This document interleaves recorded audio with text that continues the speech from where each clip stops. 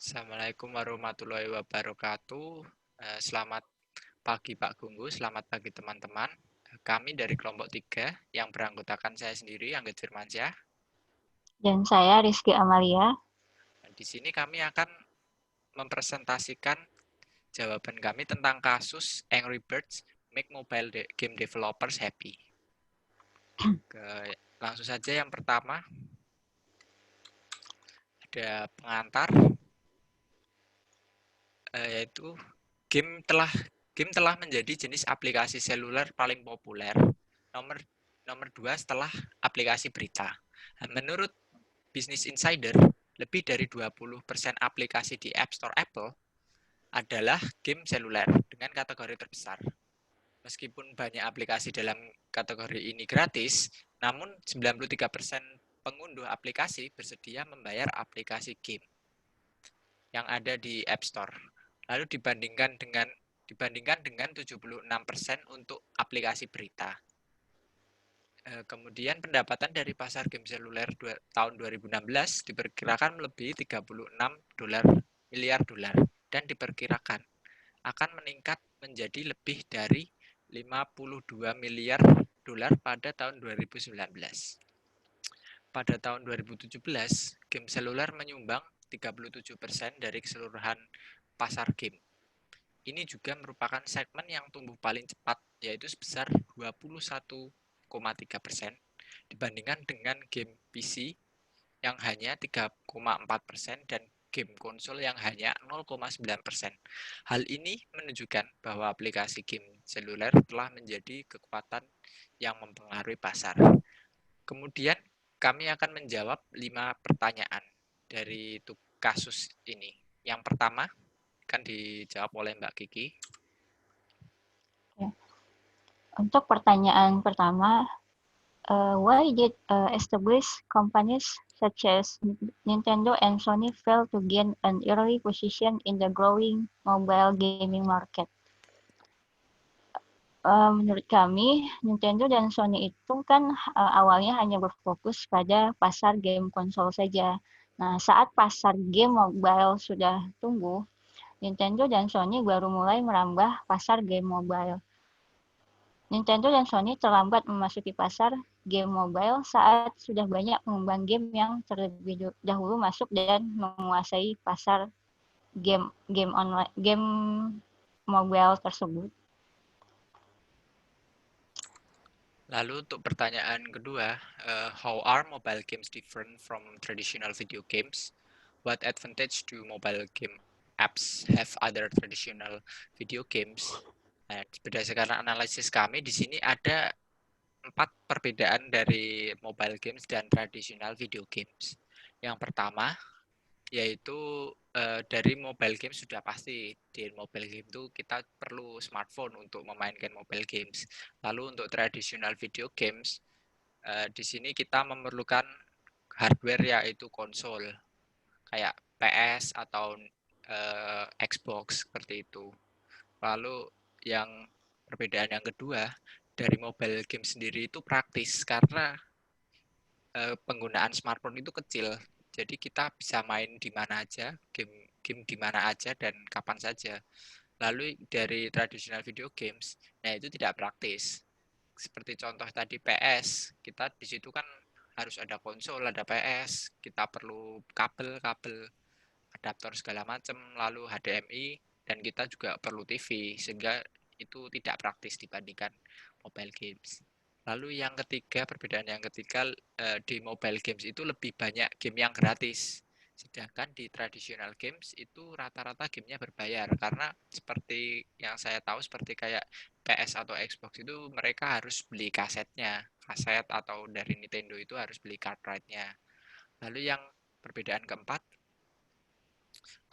dari mobile games itu banyak mengandung iklan. Nah, dari traditional video games itu tidak ada iklan. Nah, kenapa di mobile video game itu banyak iklan? Ya karena di situ dampak dari gratis, dari game-game mereka yang gratis. Sedangkan di traditional video games, nah kita kan tadi sudah bayar, udah membeli games mereka. Nah, di situ tuh makanya tidak ada iklan masuk karena pemasukan dari tradisional game itu ya dari pembelian game-game mereka itu.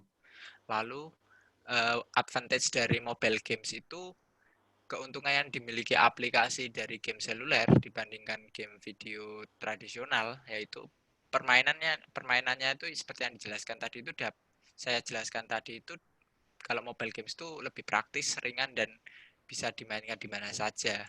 Lalu dapat menggunakan jaringan internet atau tidak, online atau offline, lalu dapat menjaring pasar yang lebih luas dan dapat dimanfaatkan perusahaan untuk pemasaran dan promosi. Lalu dapat dimanfaatkan juga untuk sosialisasi dan membangun komunitas dari komunitas gamer-gamer seperti itu. Lalu berikutnya pertanyaan yang ketiga. Pertanyaan yang ketiga adalah, gaming and social media are among the most popular mobile apps categories in the Indonesia.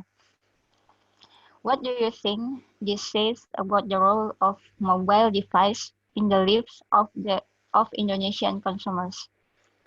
Penggunaan perangkat seluler ini tidak dapat dipisahkan dalam kehidupan konsumen di Indonesia. Nah, saat ini fungsi utama dari perangkat seluler tidak hanya sebagai alat komunikasi seperti mengirimkan pesan atau telepon. Penggunaan perangkat seluler sudah menjadi gaya hidup bagi konsumen di Indonesia. Pemanfaatan perangkat seluler kini telah merambah ke banyak lingkup kehidupan konsumen seperti berbelanja, melakukan bisnis, pencarian informasi, fotografi, games, dan juga sosial media. Selanjutnya nomor 4. Lalu pertanyaan yang keempat, since many gaming apps are free, how do developers make money in this category? Nah, menurut analisa kami itu ada dua kemungkinan developers itu mendapatkan uang walaupun gamenya gratis. Nah, yang pertama itu dari iklan. Nah, itu seperti kita tahu, seperti di contoh ini tuh, contohnya adalah Flappy Bird-nya. Yang kita tahu Flappy Bird kan gratis, gamenya itu gratis. Nah, kita bisa download di App Store atau di Play Store. Nah, bagaimana Flappy Bird itu developer Flappy Bird itu mendapatkan uang, yaitu bisa dilihat dari gambar itu, mereka itu memasukkan iklan dari game lain, yaitu game COC. Nah, developer itu akan mendapatkan uang dari biaya iklan yang dibayarkan dari pengembangnya COC itu. Lalu yang kedua adalah microtransaction, yaitu microtransaction di mana gamers itu bersedia untuk membayar untuk akses atau item-item atau barang-barang yang ada di dalam game. Nah, pada gambar ini dicontohkan pada game Mobile Legends. Nah, kita juga tahu bahwa Mobile Legends itu game yang gratis, tapi bagaimana mereka memperoleh uang dari walaupun game mereka gratis. Nah, di dalam Mobile Legends itu ada microtransaction, yaitu dengan pembelian diamond, mata uang diamond di dalam game itu. Nah, diamond ini dapat digunakan para gamer itu untuk membeli barang-barang yang ada di dalam game, misalnya skin. Biasanya lebih banyaknya skin. Nah, itu bagaimana microtransaction itu contoh dari microtransaction pada Mobile Legends. Yang intinya Mobile Legends itu ya walaupun gamenya gratis, mereka dapat uang dari pembelian diamond dari para buyer-buyer atau gamer-gamer itu. Seperti itu dua contoh dari kami. Lalu berikutnya untuk pertanyaan yang kelima atau yang terakhir. Pertanyaan yang terakhir, from a business perspective, what evidence suggests that the mobile gaming market represents a significant marketplace? Nah, berdasarkan data, pada tahun 2017 itu, game seluler menyumbang 37% dari keseluruhan pasar game. Ini juga merupakan segmen yang tumbuh paling cepat. Itu dengan pertumbuhan positif 21,3% dibandingkan dengan game PC. pertumbuhan positifnya 3,4%. Dan konsol game itu pertumbuhan positifnya sebesar 0,9%. Hal ini menunjukkan bahwa aplikasi game seluler itu telah menjadi kekuatan yang mempengaruhi pasar dan telah menggantikan dua perusahaan Nintendo dan Sony yang telah kuat secara historis. Target pasar dari game seluler tersebar di seluruh kalangan, tidak hanya dewasa namun juga anak-anak. Selanjutnya, pasar game seluler juga mencakup semua kalangan karena hampir semua orang saat ini memiliki perangkat seluler atau smartphone. Sedangkan untuk game konsol itu hanya mencakup kalangan ekonomi menengah ke atas saja. Sekian, itu saja presentasi dari kelompok kami. Jika ada pertanyaan dan diskusi akan kita lanjutkan di sesi sinkron dan asinkron. Assalamualaikum warahmatullahi wabarakatuh.